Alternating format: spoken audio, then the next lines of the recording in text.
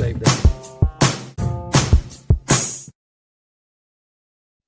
Oh, this next guy, I've known this gentleman for a long time. He's wonderful. He's beautiful. He's bogan. He's Marc Ryan, the beautiful bloke. And please welcome, mate. Hey, Oh, you have always the best colourful shirt hear ever. anything. Oh, you can't. Oh, you can't hear? Oh, there we go. Oh, you're here. Oh, you can hear mate. us?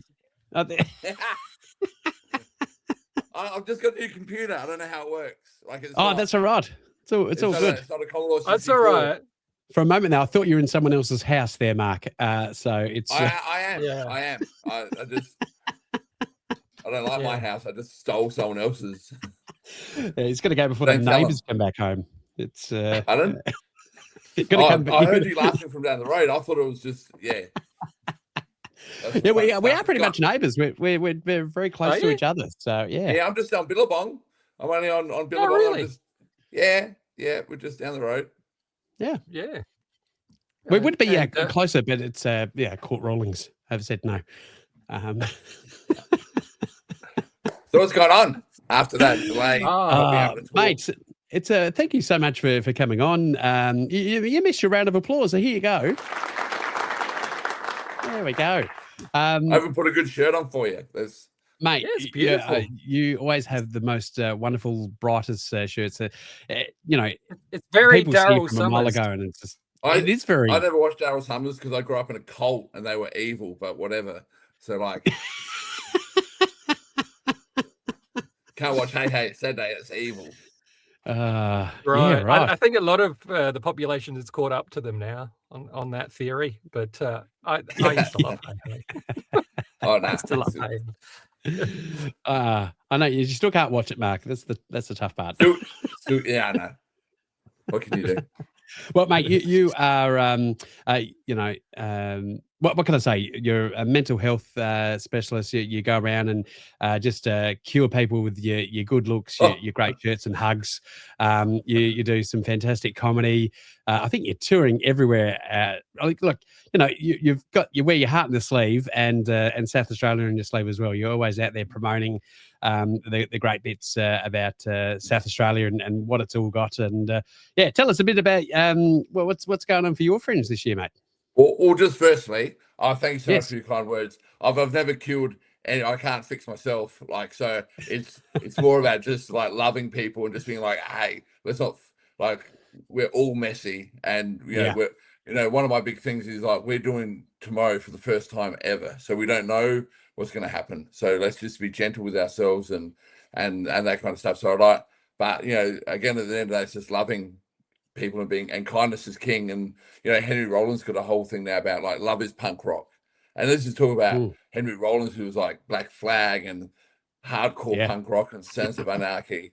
And he's actually coming out and going, love is punk rock and like being kind. Is, so that's kind of but no, for Fringe, well, I'm curating that chaos theory that Egan was talking about. That's kind of that's kind of one of my pet projects from this year was to try and mentor some young comedians and try and I don't know if I've got anything to teach. I guess I don't know. Again, I don't know what I'm doing. Like every time I stand on stage, I'm like, I don't know what's going to happen. Like we'll just open my mouth and something will come out. Hopefully, it's funny. But I think that's comedy in a nutshell, isn't it? Really, like and no two audiences are the same, no two shows are the same, and I think that where we probably would stop doing it because it'd be bloody boring. So, would it be? I've got a dear uncle of mine who's got dementia, and I see him at the hospital all the time, and like he's got one particular joke that he likes. Hey, he's like, nephew, tell me that joke. And then this is a true story. Then it's sad watching someone with dementia kind of fade away. And I saw one of the nurses, and she said, in Scandinavia, they build little villages for people with dementia, and they fill their house with all their old stuff. So whilst they might still be losing track of what's going on, they wake up to familiarity every morning, and so it's not so scary for them. And it's this really beautiful way of preserving life but then the hustler part of me thought, be a good place for a comedy club. Do you know what I mean? Because you could just do the same set over and over again. Same stuff every night. And every Monday is new material night. And I remember being at I reckon we were doing a show together, Big Al, at a soccer club or something, and someone came up to me and goes, "Oh, have you got any new material?" And I went, "Oh, have you seen me before?" And they're like, "No." I was like, "Then it's all new material, you idiot!" Right? What do you mean? So yeah, have you got new material in this? This is your upcoming Fringe show, The Blind and the Beautiful. Yes, with Warrior. Josh Warrior. Yeah, because he's 100% blind. So that's No, I've got some new material. There is a big chunk of new material. There's some still golden oldies because putting your kids' head in a ceiling fan is always fun to talk about.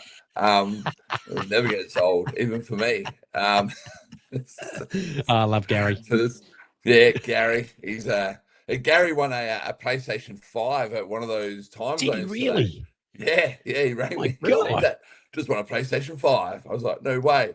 Yeah, so out of like a skill test thing, or skill testing. So jeez, we'll take it. When he gets it, we'll take it to Cashies next week. Yeah, we'll take it to Cashies. He shook the machine really hard, but it's good that he got I've never heard of anyone winning anything decent out of those. That's fantastic. Wow.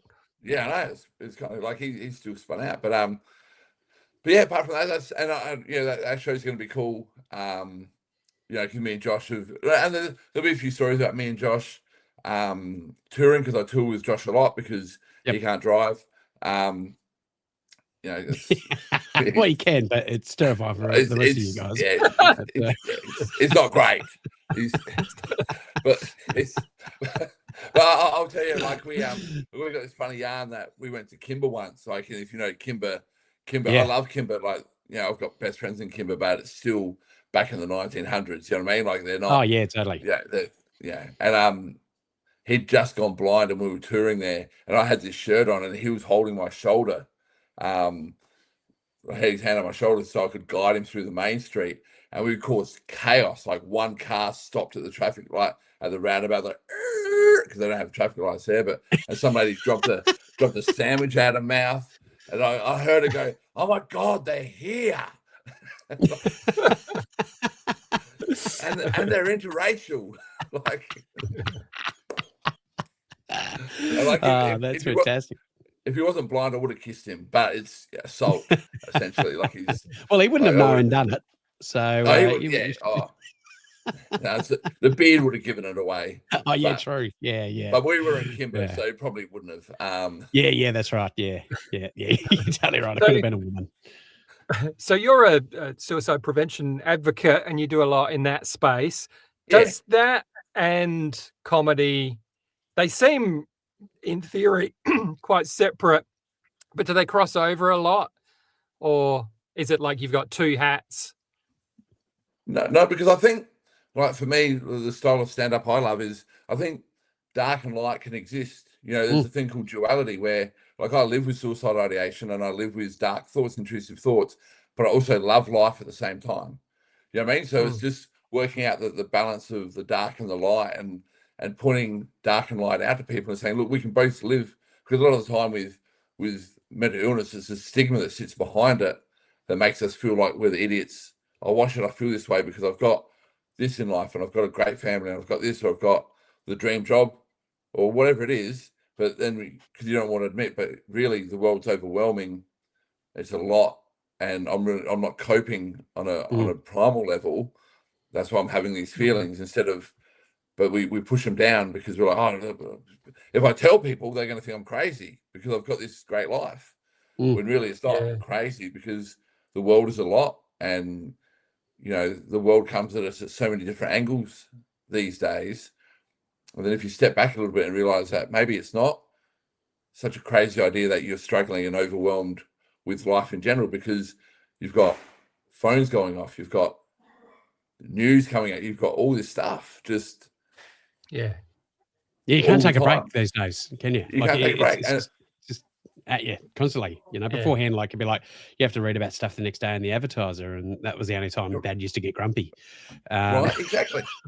But now you've got 24-hour news cycles, and you've got all kinds of different stuff happening, and it's just there's just a lot, and no wonder people feel overwhelmed and tired and exhausted, and you know, I've just moved into a new house, and I've tried a new thing of not watching the news in the morning, just putting music on, or because you flick the news on and you're bombarded straight away with just and then and news is it's always the negative, or the the sort of depressing news that gets the focus. The good news is always at the end of the news bulletin, and it's like a little throwaway thing. But you know, we're always, what's going on in the background there? That's my son.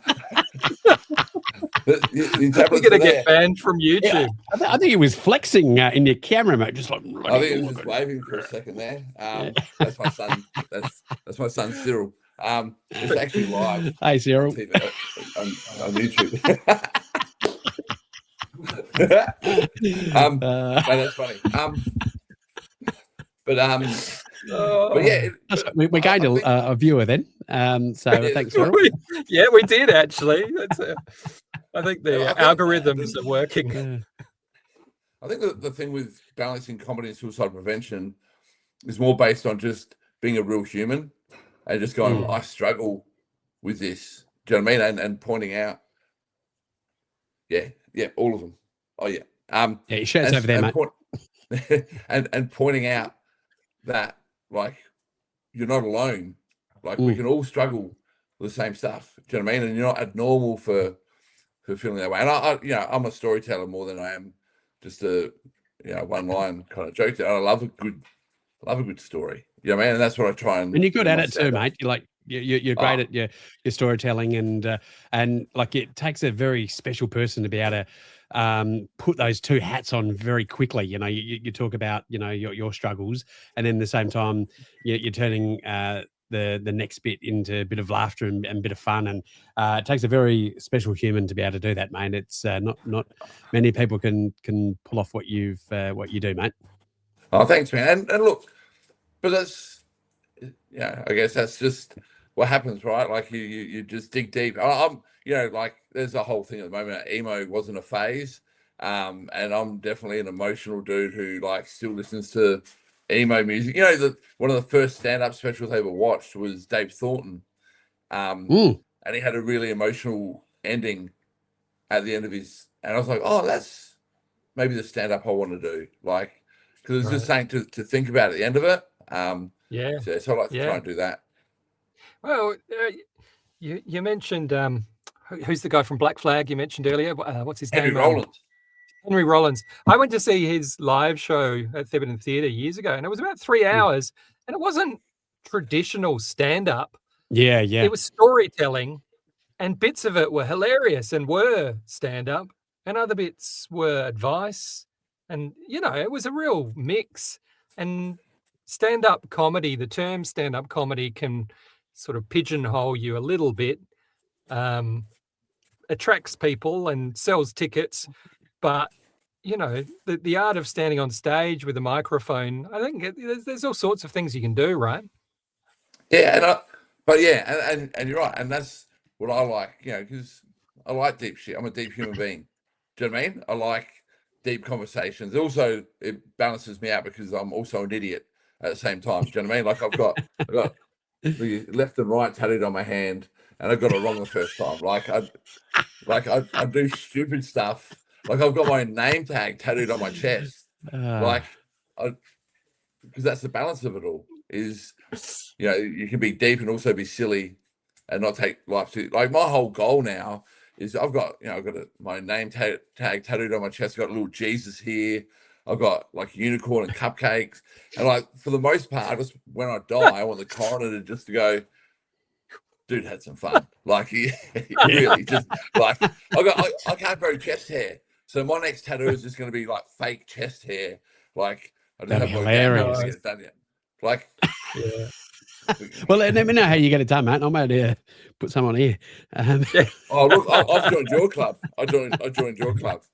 I cut my hair. Yeah, but I think you do it deliberately though. God gave this to me. Yeah, it's all right. It's fine. Well, thank you so much, and and best of luck with your Fringe show. So, have you started yet, or you're underway? So I am. We start tomorrow night at 10, Danielle, so Gluttony have taken over that. But I'm already You're doing all the chaos theory. You're bloody traveling all over the countryside like a bloody Leyland brother. We've been to Ardrossan already, and we've been to Corn, and then we're in the Clare Valley. And if you want to see like a preview bit of the show, I've done. I think I'm up to 32 gigs already.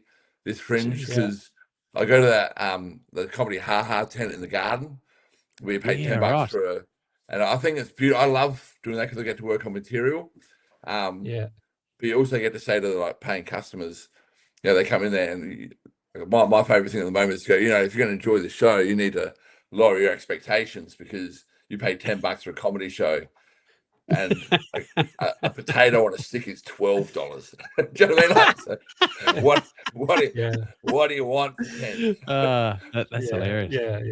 So, but I've done 24 of them already. So I don't do that many in a year. So no, I definitely don't. It's good fun. Yeah.